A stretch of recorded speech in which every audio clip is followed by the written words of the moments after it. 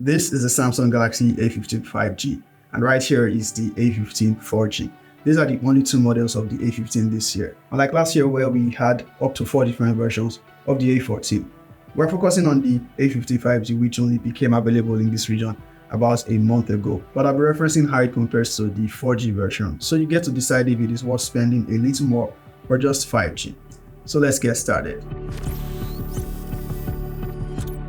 The Galaxy A15 5G is not much different from the 4G version specs-wise, and if you've seen reviews of the A15 4G, you pretty much see most of what this one has to offer, except with the processor, which I can tell you outright, aside 5G, doesn't really offer much else in performance compared to what's on the 4G version. I have a review on the 4G version and I'm going to link it below in the description. This has been with me for over a month. I've just been too lazy to review it, but time to get it out of the way. Now, the Galaxy A15 5G is powered by the MediaTek Dimensity 6100 Plus, a 6nm processor.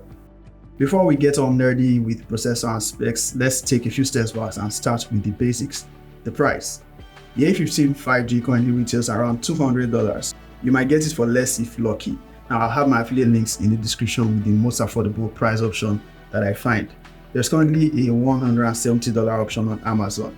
Here in Nigeria, it costs about 255,000 naira, and you only get the 6GB option with 128 gigs of storage. Other regions will get the 4 and 8GB RAM options with storage up to 256GB. Now, you also get the option to expand the storage with an SD card, although you can only use one SIM card should you choose to do that. It is a hybrid SIM slot. You get pretty much the same unboxing experience as with the other lower A-series Samsung phones. Design-wise, it is the same as the 4G version, except that the red finish is matte textured and not glossy, which is what I prefer, not the smudge magnets on the A15 4G. Now, I don't think I have to do too much on the design. You can pretty much already see it. The summary is that compared to the last generation, this has an improved design, in my opinion. The flat frame, key island, single opening for the speaker, better looking U-notch display, which is now AMOLED by the way. A much better display than all of its previous generations. It maintains the 90Hz refresh rate from the A14 4G, so you still get some smooth scrolling and some fluidity within the UI. Some fluidity. Now, there's actually some gray area which I'll talk more on later. And with AMOLED, it's supposed to come always on display, but not for this one. Samsung excluded that feature.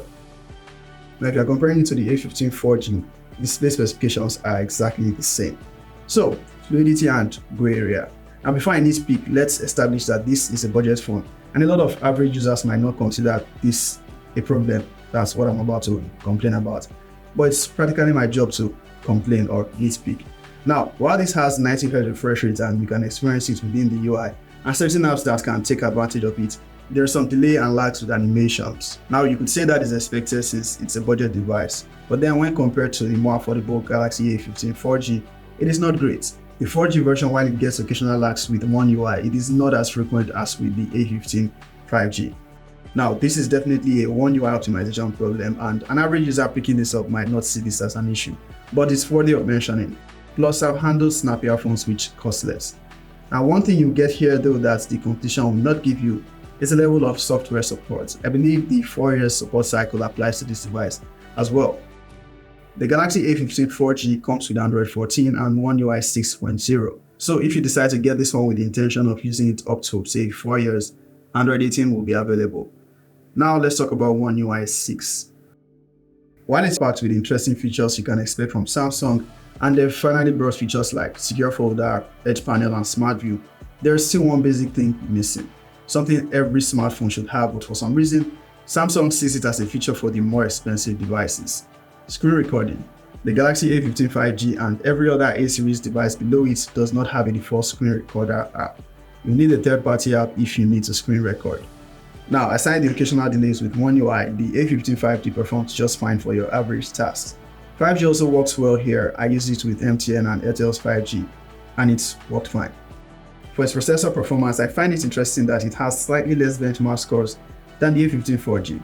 It supports the MediaTek Dimensity 6100 Plus. Now, while it's a 5G processor, I really didn't find it to perform better than the 4G version, which has the Helio G99. In my experience, the A15 4G is more consistent with its overall performance. If you were contemplating between both, I'll only pick this if I really need to use 5G. As I mentioned at the start, it offers no major performance advantages over the 4G version. but it's a solid phone nonetheless, and for the average user, probably won't be able to tell them apart. Also, the price difference is about $30K, that's less than $50. But whichever you choose, you should be fine.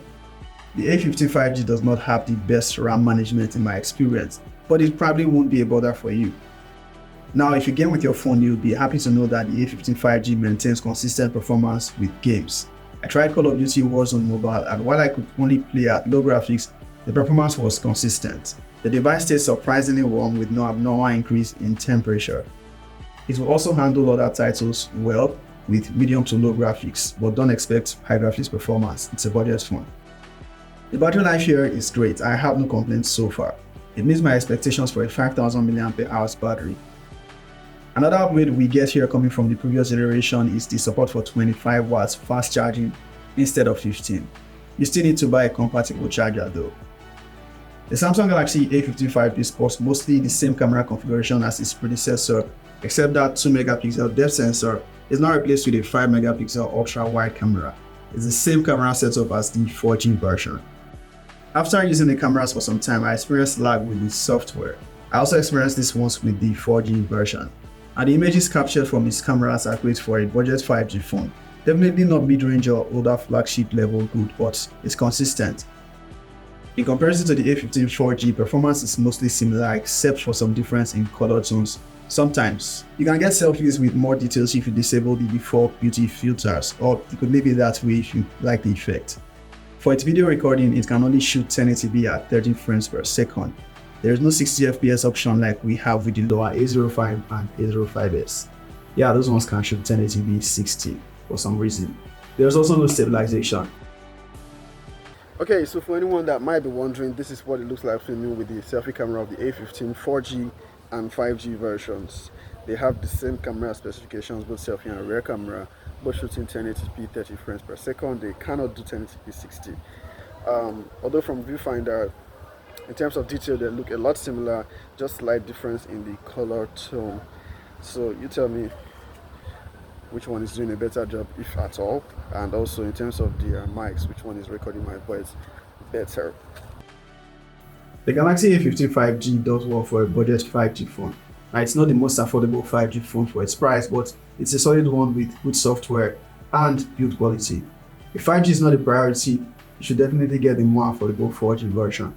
But this is a solid upgrade from the last generation, and it's great you have both 4G and 5G options to choose from. You can check out my review of the A15 4G or other A series devices I've reviewed. I actually have videos on all the new generation A series, and I'll add links in the description. That's all from me.